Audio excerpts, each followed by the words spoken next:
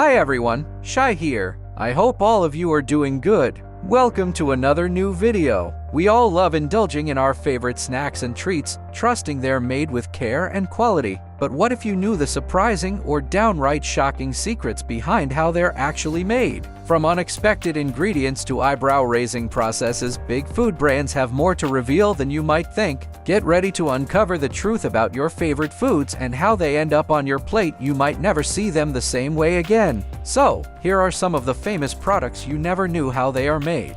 Number 1. Hot dogs. Can you really say you've been to a sports game, motorsport race, or carnival unless you've devoured a hot dog? I say no, but it might not be on your must-have list when you learn a little bit more about them. Probably the grossest thing you'll learn about hot dogs is what that meat actually is. It's pretty vague, but it's mostly emulsified meat trimmings. That means it can be a random mix of blood, skin, liver, head meat, muscle trimmings, and basically everything you wouldn't sell in the grocery store. Somehow, when they're all mixed together, they're delicious, and that's infuriating. But if the mystery meat doesn't concern you, the salt content just might. Just one hot dog might contain around a quarter of your recommended daily intake of salt. They're also high in fat, so if you eat lots of them, you might be at an increased risk of illnesses like cancer, cardiovascular disease, and type 2 diabetes. Don't believe me? The studies aren't pretty. One carried out at the University of Michigan found that one hot dog has the potential to take 36 minutes off your life.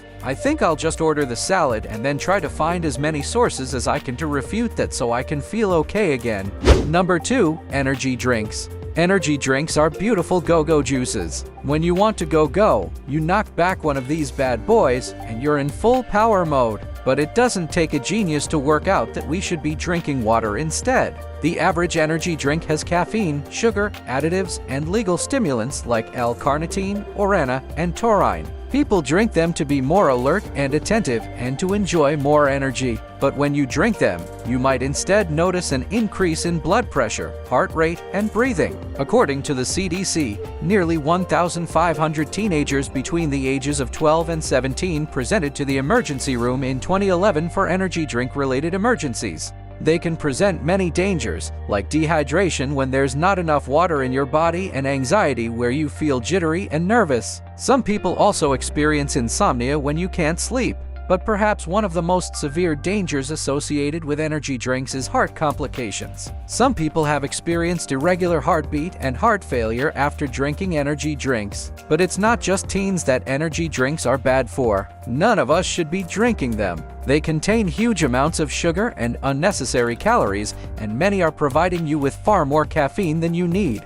Number 3. Red products. What if I told you that you're eating bugs every time you eat something red aside from natural products like apples, maybe? Shock and horror! Well, many food producers use red food colorings made from carmine, which is actually a crushed-up bug. Carmine is made from cochineal insects, which are bugs from Latin America that live on cacti. They're primarily farmed in Peru, and we harvest millions of cochineal insects annually to produce red coloring for our food, such as soft drinks, donuts, yogurt, and ice cream. It's also found in cosmetics like lipstick. The reason why many people don't know they're eating bugs is that they're not really listed on food packaging. I mean, would you really buy a food product if bugs were on the list of ingredients? Yeah, probably not.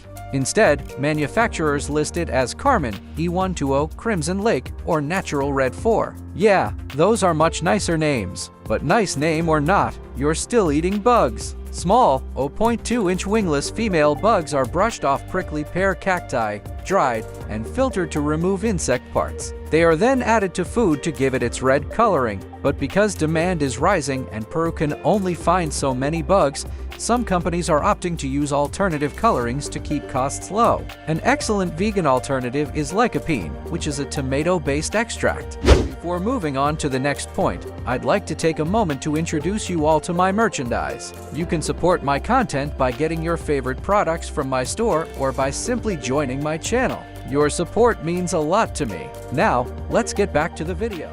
Number 4. Blue cheese.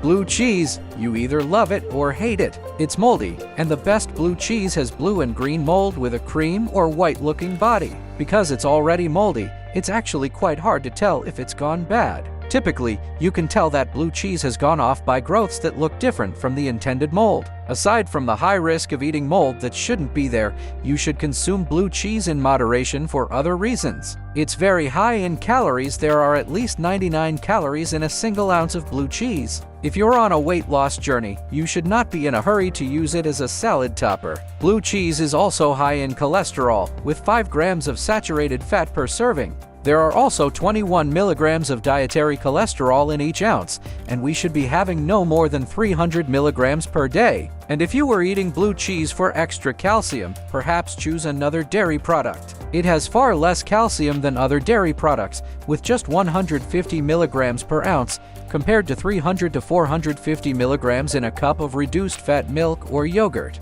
Number 5. Apple juice. Apples equal good.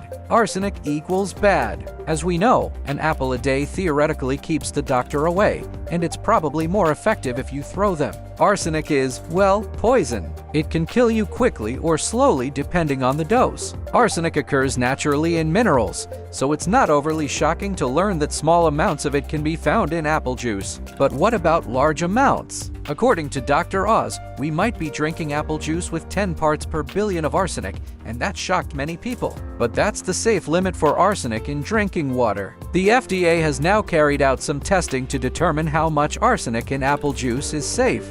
Previously, they said that 23 parts per billion was the level we should be concerned about for an organic arsenic in apple juice. However, based on a new risk assessment in cancer, they've lowered it to 10 parts per billion. They believe this low amount is achievable by manufacturers with good manufacturing practices.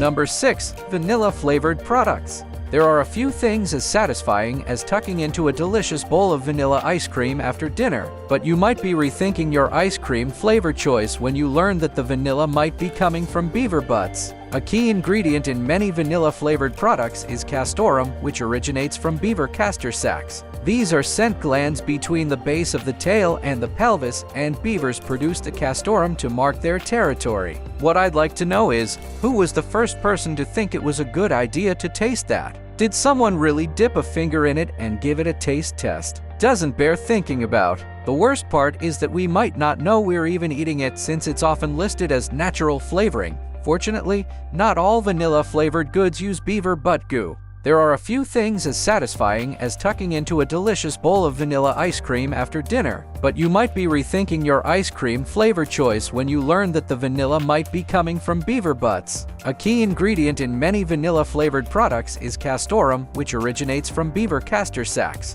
These are scent glands between the base of the tail and the pelvis, and beavers produce the castoreum to mark their territory. What I'd like to know is, who was the first person to think it was a good idea to taste that? Did someone really dip a finger in it and give it a taste test? Doesn't bear thinking about. The worst part is that we might not know we're even eating it since it's often listed as natural flavoring. Fortunately, not all vanilla-flavored goods use beaver butt goo. So, that was all for today. I hope you have watched the video up to this timestamp. Make sure to press the like button if it amazed you. Press the subscribe button if you still haven't subscribed to the channel, as it's totally free. You can follow me on all social media platforms. All links are given in the description. You can also watch other cool stuff. The playlist link is also mentioned in the description. I will catch you up soon in the next video. Till then, peace out.